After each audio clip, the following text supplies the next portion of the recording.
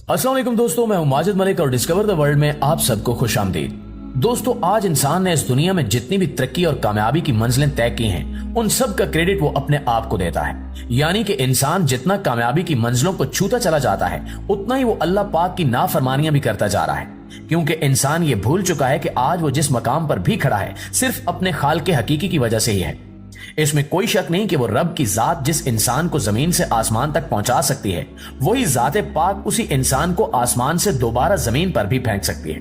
अगर तारीख पर नजर दौड़ाई जाए तो हजारों साल पहले इस दुनिया में कई ऐसी कौमें गुजर चुकी हैं जिन्होंने कामयाबियां हासिल करने के बाद गरूर तकब्बुर में आकर अल्लाह पाक की नाफरमानी शुरू कर दी, और फिर उन पर ऐसा अजाब नाजिल हुआ कि उनका नामो निशान ही इस सफ़े हस्ती से मिट गया। दरअसल आज की इस वीडियो में हम आपको तारीख की एक ऐसी नाफरमान कौम के बारे में बताने जा रहे हैं जिसने सिर्फ अपने गरूर तकब्बुर की वजह से और अपने शहर में मसनूई जन्नत बनाकर अपना सब कुछ बर्बाद कर दिया। ये कौन कौम थी? ये किस शहर में आबाद थी? ये मसनूई जन्नत बनाने वाला बदबख्त शख्स कौन था और इस कौम पर किस तरह अजाब नाजिल हुआ? इस सब कुछ जानने के लिए इस कीमती और मालूमाती वीडियो को शुरू से लेकर आखिर तक जरूर देखिएगा। मुअज़्ज़िज़ नाज़रीन किरामी, दुनिया की सबसे मुकद्दस किताब कुरान मजीद में अल्लाह पाक ने दुनिया में मौजूद तमाम कौमों को हिदायत अता करने के लिए एक ऐसी कौम का जिक्र फरमाया है जो अपनी शान और शौकत और तरक्की की वजह से एक ऐसे अरूज पर पहुंच चुकी थी कि इनका मानना था कि अब इन्हें कोई भी हरा नहीं पाएगा। इसी वजह से इस कौम ने कुफर, शिर्क और अल्लाह पाक की नाफरमानी शुरू कर दी। कुरान मजीद में इनका जिक्र यूं किया गया, क्या आपने नहीं देखा कि आपके रब ने कौम आद के साथ क्या किया? इन्हें शहर इरम में हर ऐशो इशरत की चीज फराहम की गई। इस कौम की ताकत जैसा कोई किसी शहर में पैदा नहीं किया गया था, मगर फिर इन्होंने हमारी ऐसी नाफरमानी की कि इन्हें आसमान से उठाकर जमीन की मिट्टी में मिला दिया गया, जिससे पूरी कौम गर्क हो गई। दरअसल ये 1000 सतूनों वाला एक ख्वाबों का शहर था जिसे इरम के नाम से जाना जाता है। इस शहर को तकरीबन 3000 साल पहले एक देवहीकल कौम ने आबाद किया था, जिसे उस वक्त कौम आद के नाम से जाना जाता था, और ये अपने दौर की सबसे ज्यादा ताकतवर कौम कहलाई जाती थी। पूरी दुनिया के इंसानों के मुकाबले में इस कौम को सबसे ज्यादा नेमतों से नवाजा गया था। इस कौम को अपने शहर में बुलंद तरीन और खूबसूरत इमारतें तामीर करने का बेहद शौक था। आपको बताते चलें कि अब तक तारीख में आद के नाम से 2 अक़वाम गुजर चुकी हैं, एक आदे उला और दूसरी आदे इरम। आदे उला साम बिन नूह अलैहिस्सलाम की औलाद में से थे और ये अरब के एक जनूबी इलाके में आबाद थे। इन कौमों की तरफ अल्लाह पाक की जानिब से हजरत हूद अलैहिस्सलाम को हिदायत फराहम करने के लिए भेजा गया था, लेकिन ये कौमें अपनी नाफरमानियों की वजह से एक दर्दनाक अजाब का शिकार हो चुकी थी। इसी अजाब में जो लोग बच गए, उन बचे कुचे लोगों को लेकर हजरत हूद अलैहिस्सलाम हिजरत कर गए और फिर वो आकाफ के एक इलाके में जाकर आबाद हो गए। आकाफ का ज्यादातर इलाका यमन और ओमान के दरमियान मौजूद था। ये वो जगह थी जहां उस वक्त रेत के बहुत बड़े बड़े ढेर मौजूद हुआ करते थे, और फिर इस तरह आज से तकरीबन 8500 साल से भी ज्यादा पहले यहाँ कौम आद आकर आबाद हो गई। इस इलाके में इस कौम ने खूब तरक्की की। ये लोग आकाफ के जिस इलाके में बसे थे, उस इलाके को शहर इरम कहा जाता था। इसके अलावा इस शहर को जातुल आद के नाम से भी पुकारा जाता था, जिसके मानी सतूनों वाले शहर के हैं। कहा जाता है कि आदे इरम में बसने वाले लोग तकरीबन 12 गज लंबे हुआ करते थे।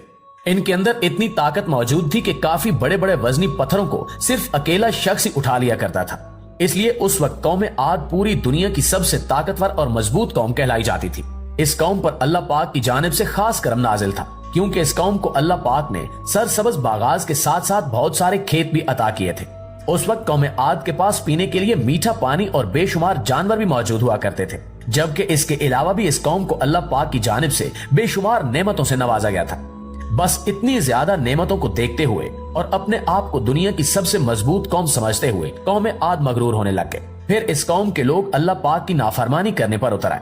जब इस कौम की लोगों की नाफरमानी हद से बढ़ गई तो अल्लाह पाक ने हजरत हूद अलैहिस्सलाम को हुक्म जारी किया कि इन्हें हिदायत अता की जाए, और फिर अल्लाह के हुक्म के मुताबिक हजरत हूद अलैहिस्सलाम इन लोगों को अपने खालिक हकीकी की तरफ बुलाने लगे। मगर चूंकि ये कौम बेशुमार दौलत और बेतहाशा नेमतों की वजह से गरूर में आ चुकी थी, इसलिए ये कौम हजरत हूद अलैहिस्सलाम की हिदायत पर अमल पैरा होने की बजाय शिर्क करने लग पड़ी और इनका मजाक उड़ाने लगी।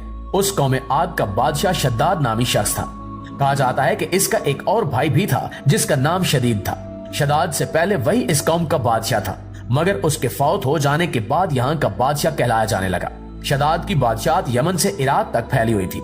इस ताकतवर कौम का बादशाह बन जाने के बाद शद्दाद ने कई बड़ी बड़ी सल्तनतों के बादशाहों को अपने कंट्रोल में कर रखा था। जब अल्लाह पाक के हुक्म से हजरत हूद अलैहिस्सलाम इस कौम के लोगों को शिर्क और अल्लाह पाक की नाफरमानी करने से मना कर रहे थे, तो उस वक्त उन्होंने इस कौम के बादशाह यानी कि शद्दाद को अपने खालिक हकीकी की तरफ लौटने को कहा, जिस पर शद्दाद ने हजरत हूद अलैहिस्सलाम से सवाल किया कि अगर मैं अल्लाह पाक पर ईमान ले आऊं और एक ही अल्लाह की इबादत करूं तो मुझे क्या फायदा हासिल होगा। तो शद्दाद के सवाल पर हजरत हूद अलैहिस्सलाम ने इरशाद फरमाया कि अगर तुम एक ही अल्लाह की इबादत करोगे तो तुम पर जन्नत हलाल कर दी जाएगी। इस पर शद्दाद ने हजरत हूद अलैहिस्सलाम से दोबारा सवाल किया कि जन्नत क्या है, और फिर जब हजरत हूद अलैहिस्सलाम शद्दाद को जन्नत की बेशुमार नेमतों के बारे में बताने लगे तो शद्दाद इनकी बताई हुई जन्नत की नेमतों के बारे में सुनकर हंसने लगा और कहने लगा कि ऐसी जन्नत तो मैं खुद भी बना सकता हूँ। हजरत हूद अलैहिस्सलाम ने इस बदबख्त को कुफ्र और शिर्क से बार बार रोकने की कोशिश की, लेकिन ये बाज न आया। इसके बाद शद्दाद ने अपनी कौम के कई कारीगरों को इकट्ठा किया और आकाफ में इरम के मकाम पर एक जन्नत तामीर करवाने का हुक्म दिया। रिवायात के मुताबिक शद्दाद की बनाई जाने वाली जन्नत में सोने से बनी ईंटें लगाई गई थी और वहां कई सोने की चीजें भी रखी गई थी। उसने वहां शहद, मीठे पानी और दूध की नहरें भी बनवा दी थी। उसने इस जगह दरख्त और पौधे वगैरह भी लगवा दिए। इसके अलावा यहाँ शद्दाद के हुक्म के मुताबिक सोने और चांदी की कई इमारतें भी बनवाई गई, जिनमें कीमती पत्थरों का इस्तेमाल भी किया गया। कहा जाता है कि उस वक्त शद्दाद ने यह ऐलान किया था कि जब तक इसकी खुद की बनाई जाने वाली जन्नत मुकम्मल तौर पर तैयार न हो जाए तब तक वो इस जन्नत में कदम नहीं रखेगा। कहा जाता है कि शद्दाद की जन्नत तैयार होने में 12 साल लग गए। फिर जब 12 साल बाद शद्दाद की जन्नत मुकम्मल तौर पर तैयार हो गई तो इसे जन्नत मुकम्मल तौर पर तामीर होने का पैगाम दिया गया। जब शद्दाद को यह पैगाम मिला तो वो बहुत खुश हुआ और ये बदबख्त अपने फौजी दस्ते के साथ जन्नत को देखने के लिए अपने महल से निकल पड़ा। लेकिन जैसे ही ये अपनी जन्नत के दरवाजे पर पहुंचा तो इसने अपने सामने एक शख्स को खड़ा पाया। शद्दाद उस शख्स को देखकर अपने फौजी दस्ते से कहने लगा कि ये शख्स मुझे जन्नत में दाखिल होने नहीं देगा।